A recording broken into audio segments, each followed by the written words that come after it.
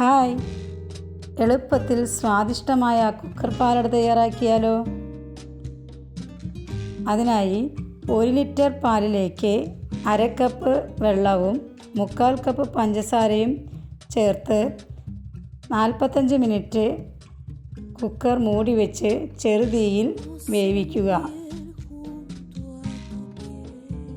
ഇളം പെങ്കു നിറമായ പാലിലേക്ക് 250 ഗ്രാം കഴുകി കുതിർത്ത് വെച്ച പാലട ചേർത്തിളക്കി 10 മിനിറ്റ് വേവിച്ചതിന് ശേഷം ഏലക്ക പൊടിച്ചതും നെയ്യിൽ വറുത്ത അണ്ടിപ്പരിപ്പും കിസ്മിസും ചേർത്തിളക്കുക.